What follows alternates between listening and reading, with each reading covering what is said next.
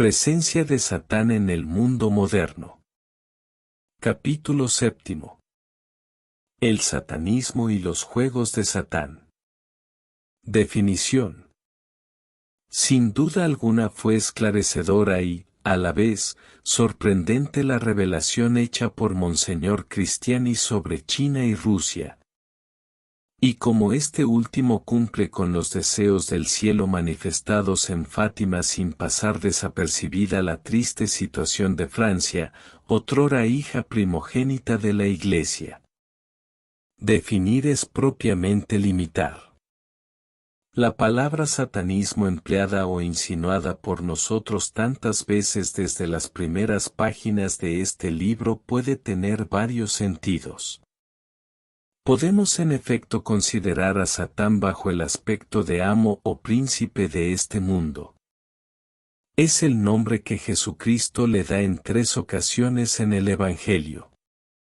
Pero acabamos justamente de tratar este punto de vista. ¿En qué medida está presente Satán en el universo nuestro? Hemos dicho que esto varía según las razas, los países, las civilizaciones, los regímenes políticos. El vocablo satanismo puede también significar la imitación de Satán. Por el pecado, y hemos recordado la frase de Gregorio el Grande según la cual todos los que cometen pecado, durante el tiempo que obedecen al pecado, son miembros del cuerpo místico de Satán. No nos incumbe conocer la cantidad de hombres que viven en estado de gracia, es decir, que están sustraídos, y que nunc, y a la influencia de Satán. Pero tenemos el derecho de suponer que es mucho mayor de lo que pensamos, sobre todo si admitimos que los pecadores no son frecuentemente más que hombres que han dado un paso en falso, o han sufrido una caída, pero que no desean por tan poco permanecer bajo el poder de Satán. Por fin, la palabra satanismo puede significar el culto rendido a Satán, no por un pecado ocasional y muy rápidamente lamentado y reparado, sino por una adhesión formal y voluntaria. 2 formas de satanismo. Pero aquí, distinguimos inmediatamente 2 formas de satanismo, bastante diferentes una de la otra. Está el satanismo de los que no creen en Satán, como no creen en Dios, y que por consecuencia no rinden culto, propiamente dicho, a Satán, aunque toda su vida se desarrolle de acuerdo con los principios y las sugerencias de Satán. Para esta primera forma de satanismo es exacto decir la frase tan frecuentemente repetida y de la cual hemos indicado los límites: la mejor astucia de Satán es la de hacer creer que no existe. Papini cita a este respecto las palabras del filósofo Alain, en 1921, el diablo ha sufrido la misma suerte que todas las apariciones. La misma guerra, por lo que yo he visto, no ha hecho revivir ni un ápice al diablo y sus cuerpos. Pero es completamente inútil detenernos en esta primera forma de satanismo. Es puramente negativa. Se encuentra, además, sin la menor mala intención, hasta en excelentes cristianos que no saben que están en oposición con la ortodoxia y con el Evangelio. Lo que debemos estudiar es el satanismo bajo sus formas activas. Hablamos en plural porque parece que existieron en el transcurso de los siglos, y sin duda siguen hasta en nuestros tiempos, por lo menos 2 formas muy distintas de satanismo activo: el satanismo religión y el satanismo magia. El satanismo religión. En cuanto reflexionamos sobre el asunto no podemos dejar de llegar a esta comprobación asombrosa: la historia del satanismo religión se confunde con la histeria de las religiones. Esta conclusión es tan enorme que requiere una explicación. La historia de las religiones está muy adelantada actualmente en sus investigaciones. No habla mucho en general de Satán. Los demonios no tienen en ella más que un lugar muy restringido.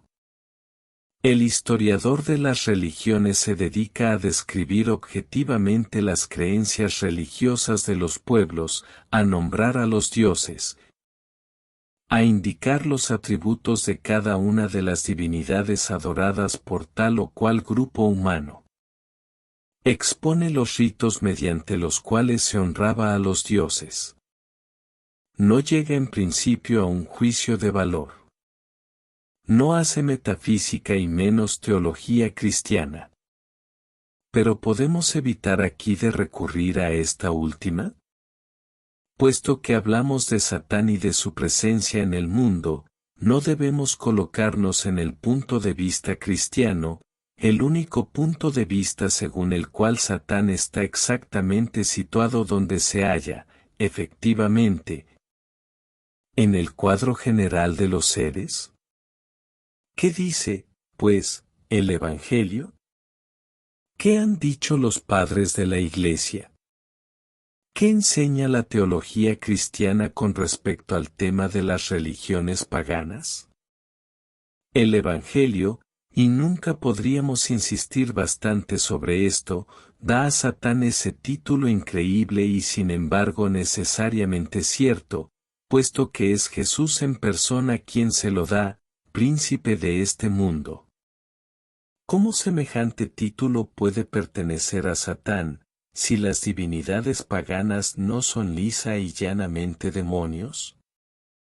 Los padres de la Iglesia lo han comprendido así, unánimemente. Para ellos no existe la menor duda sobre este punto. Los dioses paganos son demonios.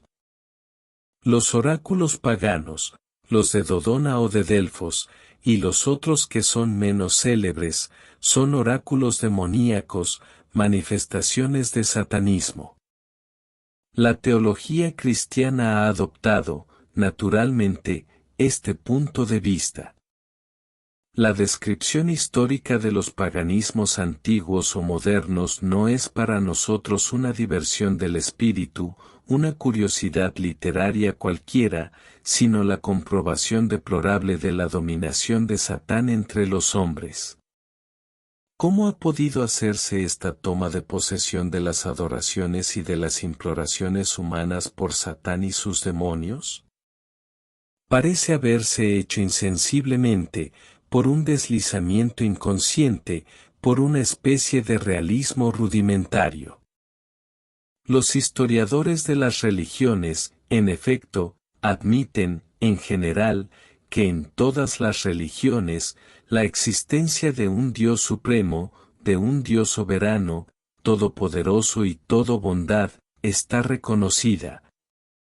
Pero que estas mismas religiones relegan casi siempre a este Dios a una lejanía, y reservan los homenajes a todo un mundo de divinidades inferiores, buenas o malas, que se saben subordinadas al Dios soberano, pero que se consideran más próximas a nosotros, más mezcladas a nuestro destino, más útiles. Por consiguiente, para invocar o para conjurar. Finalmente, en buen número de paganismos, son las fuerzas malhechoras las que se considera más urgente conciliar y a las cuales se ofrecen sacrificios rituales. Este realismo rudimentario, esta manera de recurrir, en cierto modo, a lo más urgente, parece haber sido el origen de todas las mitologías paganas, de todos los ritos paganos, y de sus mezclas ulteriores en sincretismos prácticos de los cuales el Partenón de Agripa nos da un indicio. Lo que es indudable es que, a los ojos de los judíos, y mucho más aún de los cristianos, todas las divinidades no podían ser más que demonios. De ahí la lucha heroica de parte de los judíos en tiempos de los macabeos, sobre todo, y de parte de los cristianos durante todo el periodo de las persecuciones sangrientas. De ahí esta especie de horror sagrado que los cristianos sentían frente a lo que ellos llamaban los ídolos, es decir, los vanos simulacros del culto demoníaco pagano. Desde el punto de vista que adoptamos aquí es, pues, evidente que la historia de las religiones, si ponemos a un lado la única religión verdadera, la de los patriarcas, luego la de Moisés y por fin la religión cristiana, no es otra cosa que la historia del satanismo. Y es sólo así que podemos comprender la expresión, príncipe de este mundo, atribuida por Cristo a Satán. Cuando comparamos la exigüidad del culto del verdadero Dios, de Yahvé, primero, luego del Verbo encarnado, a la inmensidad del dominio de los falsos dioses, nos vemos obligados a reconocer que, si Jesús es el verdadero Rey, tuvo mucha razón en decir, mi reino no es de este mundo. Y comprendemos así la insistencia con la cual, en las ceremonias del bautismo cristiano, se multiplicaban, y todavía se multiplican, los exorcismos para expulsar al demonio.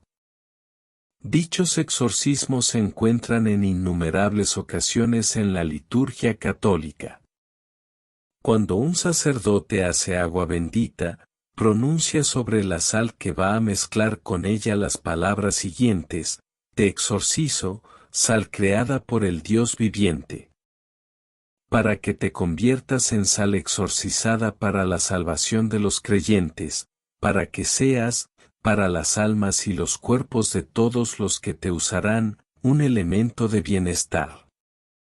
Para que de todo lugar donde haya sido repartida sea alejada, echada, toda ilusión, toda malicia y toda emboscada del demonio engañador, así como todo espíritu inmundo, conjurado por aquel que vendrá a juzgar a los vivos y a los muertos, y al mundo por el fuego. Así sea.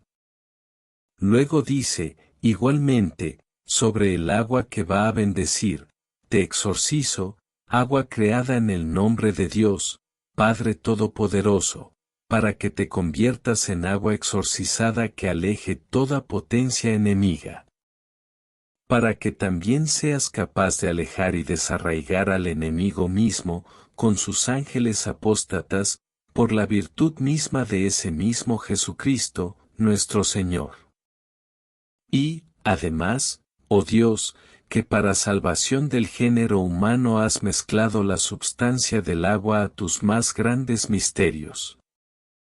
Atiende en tu misericordia nuestra invocación para que esta criatura que es tuya reciba de la gracia divina el poder de alejar los demonios.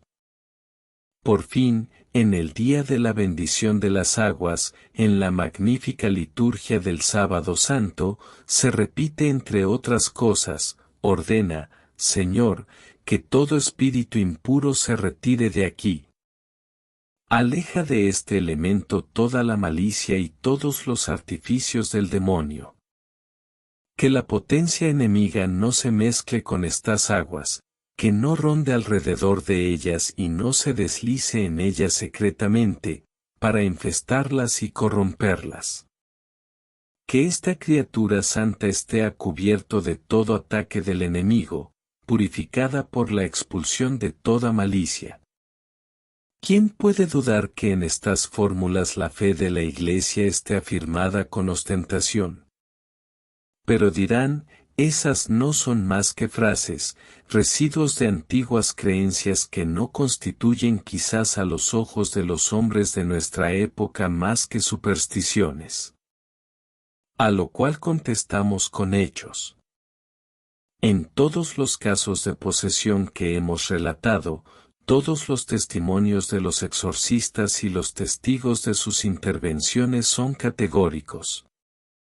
No es posible esperjar a un poseso o una posesa con agua bendita sin que el espíritu maligno que está en ellos acuse recibo del ataque que se le está haciendo, me quemas.